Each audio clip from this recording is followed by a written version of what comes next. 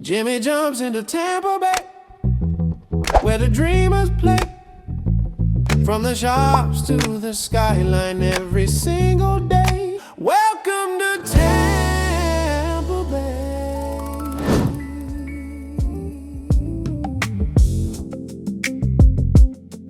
What's going on in Tampa? Jimmy here with Jimmy Jumps in Tampa Bay. As you can see, I'm a blind tiger.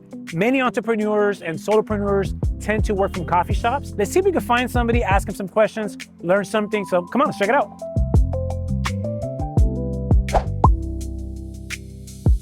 Hey, how you doing? Good, how are you? I'm good. My name is Jimmy. I'm with Jimmy Jumps in Tampa Bay. We're just here checking out to see people who are working. Are you working with a company? Do you have your own company? Tell me about you. Yeah, my name is Henderson, and I am the founder of GolfWorks Lab. And it's actually inspired by an event that just took place called Tampa Bay Tech Week. So it's the culmination of 25 years of business experience and a lot of the amazing things happening in Tampa Bay. How long ago did you start this? It's kind of been, it's half baked in the oven for about a year, and we launched just a couple of weeks ago. Nice. Now, are you based remote or are you just here to get some good coffee and work out of the office? We are a remote first company. Okay. So we've got about 12 solopreneurs who help solve really complex problems all over the country. So our clients are nationwide, and all of the really brilliant solopreneurs here are excited about helping solve challenging supply chain manufacturing and operational challenges. I was gonna ask, what kind of vertical are we talking about? This is manufacturing, what space? So we really focus on supply chain and manufacturing, Okay. but we can serve all verticals, but we really focus on operational improvements. Okay. So areas where businesses can improve operational efficiency, and our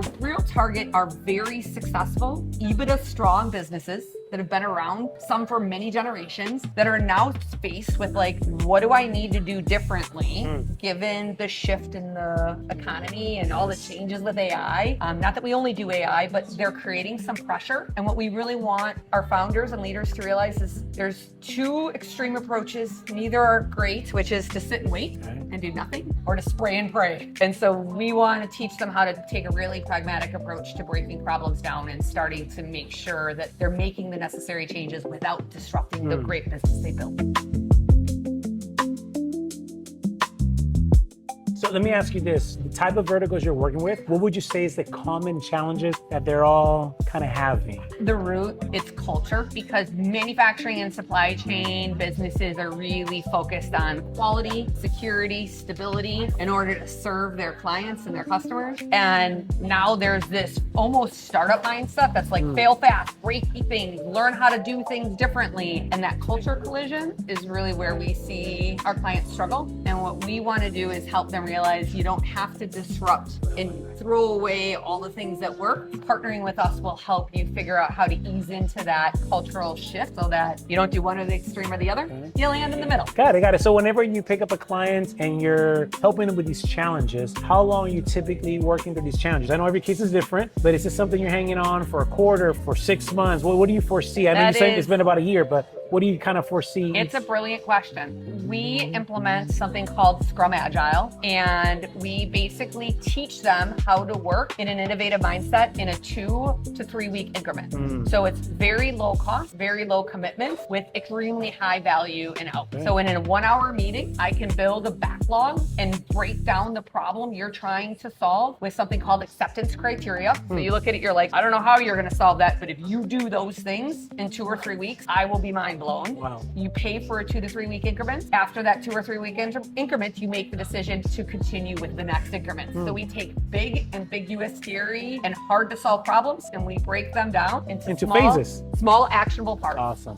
In a very data-driven, analytical, and intelligent manner with great talent. Well, before I get you back to work, 2 more questions. Yeah. Are you focusing primarily here in Tampa? We want to bridge the national footprint of manufacturing supply chain. I personally am from Wisconsin, and I'm passionate about making sure our manufacturing businesses stay inshore and our amazing, innovative businesses. Our talent is mostly here in the Tampa area. We sit between national clients and really leveraging the amazing talent, resources, universities, research, opportunities that sit here in Tampa, which, as you probably realize, it's kind of a diamond in the rough here in this area. And that's what we're doing. Jimmy jumps into Tampa Bay. So before I leave you, what are some tools that you have to have remote? You're here, obviously your laptop. What are some systems, software, something that you're like, it's a must, I need to have with me when I'm working? I love Claude. Okay. Now, I said Claude, not Claude. Okay. Claude is a really important tool for me to capture stream of consciousness. It captures conversations, and then it helps me figure out how to make sure my next steps are really actionable. And then I make sure our data is really secure. That's one of the things we were talking about, is tools that make sure that when you're logging into a public network, you're ensuring that your clients and your data is secure, your pay information is secure. It's a really important thing for clients and customers to realize and put a priority on. Well, thank you so much. I appreciate you taking your time. I'll let you get back to work. Thank you was a so much. pleasure Have a meeting good you. one.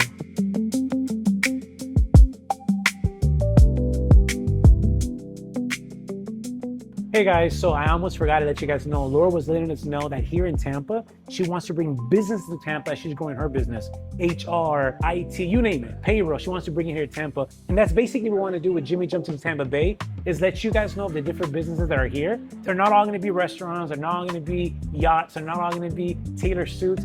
Tampa has a lot of talent. So let's go talk to somebody else and see what they're doing and what kind of talent they're bringing into Tampa. Check it out. Hey guys, just met someone new, another talent in Tampa. Tell us your name and what do you do? Well, good to meet you. Hi, I'm Alexis Quintal. I'm the CEO, founder of Rosarium. Rosarium, what does Rosarium do? So we do personal branding, public relations for CEOs, founders, executives, anyone looking to use their own personality, but also their experience and share a little bit about, their journey as part of their marketing strategy. Are there any specific verticals that you're working with, or? No, we're vertical agnostic. We really just base it around the human side of who's the founder, what made them start their business, what got them to where they are today. So it doesn't matter what industry they're in. We have construction to tech to wellness to IT, and that's what makes it really fun. What is your favorite thing about what you do? Just getting to know my clients. I think a lot of them, the kind of questions we ask, they're not used to being asked by someone. So we're really digging deep into their past. Sometimes, it's even a little bit vulnerable, but when we help them get comfortable in sharing that vulnerability, and they're usually very pleasantly surprised by what that can bring to their business, because they're now creating relationships with people that can relate, or at least find them approachable because they're willing to be a little vulnerable.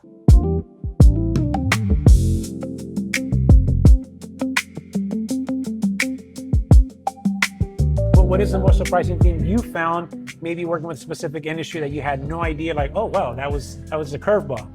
There's one client that it's really interesting, because I love when people use their own story as to why they got into their business. But this one was unique for me, where we work with a client, his name's Theo, and he started a healthcare IT company. Okay. And he does telehealth, basically. But what got him into it was his own experience having a daughter who had to be in the NICU, right? So she was born as a preemie. He had this great experience, and he thought, I would love to get into healthcare and just continue. I want other people to have a good experience. That's an amazing story. Yeah, so it is she's an adult now, and he still tells it. So I think that's really great that he's able to kind of tie his own experience that's a little bit vulnerable to where he is today. And it automatically draws people in and breaks down their own walls. Before we let you get back to work, what's your story? What made you want to start Rosarium? Well, kind of similar to many other CEOs, it was my own personal experience. I worked in digital marketing, I worked in PR, and I felt like I had the potential to build my own business around my own personal brand. So for the last 10 years or so, I've been